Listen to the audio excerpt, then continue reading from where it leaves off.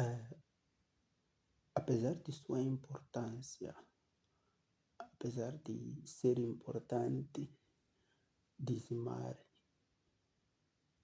o dízimo, ele, para a igreja, não tem a função ah, de empobrecer ou de enriquecer. É verdade que toda mão que dá, entenda, toda mão que dá, independentemente de ser isso dízimo ou uma simples oferta, ou fora da igreja, toda mão que dá, ela é abençoada. É por isso que vocês veem muitos empresários, milionários, bilionários, eles fazem muita filantropia, porque a mão que dá é abençoada. E esse princípio não é para a igreja, este princípio é para qualquer um, seja crente ou descrente. A mão que dá, ela prospera. A mão que dá, Deus ele usa para que seja um canal de bênção para os demais. Este é um princípio. Este é um princípio da graça comum. A mão que dá, prospera. Independentemente de dar a título de dízimo, a título de oferta na igreja, a mão que dá, ela prospera. Ok?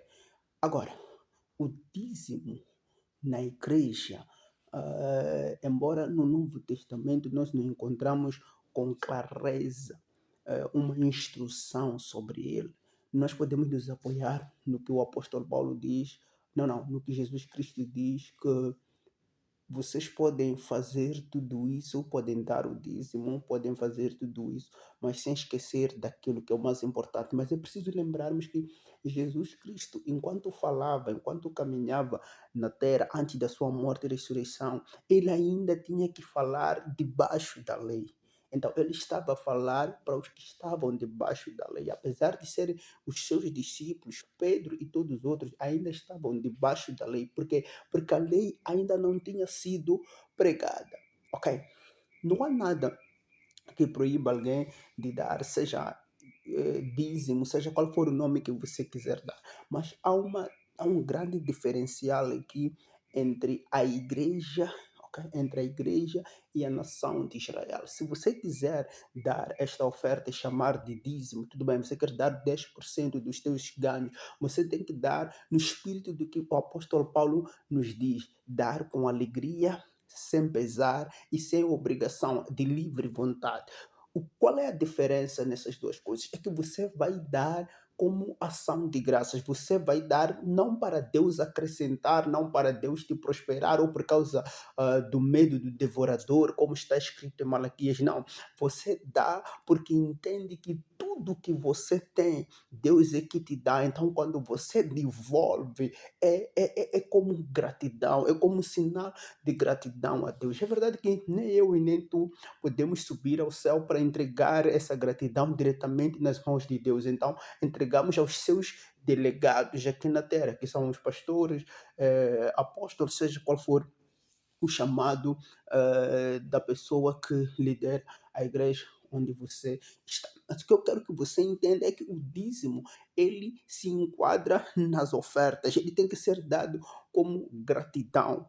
Ele tem que ser dado como expressão de gratidão, como uma expressão de reconhecimento de que quem te deu aquele fruto, quem te deu aquele dinheiro é Deus. Porque você pode até dizer que não, mas eu que acordo e vou trabalhar. Mas se Deus não te dá vida, você não tem para como ir trabalhar. Você estará no caixão morto e enterrado em algum cemitério. Ok? Então há muita gente que diz isso, olha, mas quem acorda vai trabalhar sou eu, quem acorda vai batalhar sou eu, mas é Deus que lhe dá vida, é Deus que lhe dá saúde, e só por isso só você já precisa agradecer. Ou simplesmente você trabalharia e não teria salário, mas é Deus que toca, que faz com que as coisas aconteçam, seja no teu negócio ou no teu trabalho, para que você tenha esse dinheiro. Então você pode escolher tirar 10%, a outro escolhe tirar 20%, não importa, mas você deve dar isso na atmosfera da graça. A atmosfera da graça é a atmosfera da gratidão, a atmosfera de ação de graça, não na atmosfera de transação.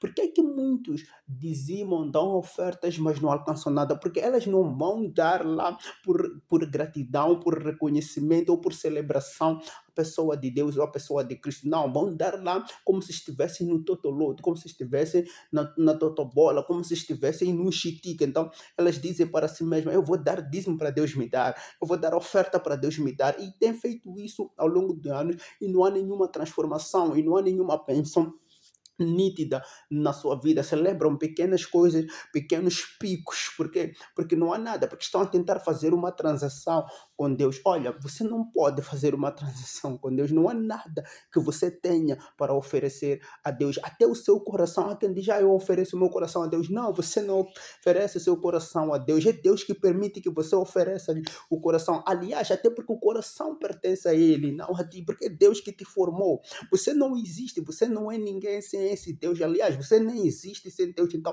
tudo que você é e tem é o próprio Deus, ok? Que te dá. Deus é que permitiu que você seja, Deus é que permitiu que você exista. Então, é nessa atmosfera de gratidão que as nossas ofertas, que as nossas ofertas devem ser entregues, seja dentro da igreja, seja fora dela, ok? Seja fora dela. Mas nisso tudo, sem esquecermos de cuidar daqueles que são nossos, que é muito fundamental acima de tudo. Porque existimos nós que somos capazes de dar todos os dízimos, 30% do nosso salário, mas não conseguimos ajudar nossos próprios pais, não conseguimos ajudar na nossa própria casa, não conseguimos fazer nada na nossa casa, fazemos tudo na igreja, mas fazemos zero para a nossa casa, fazemos zero para os nossos parentes, para os nossos familiares. Então é preciso que haja este equilíbrio. Então, quando é que você percebe que você está preso na legalidade, na religião, que você está preso no Sinai? É quando você doa tudo na igreja,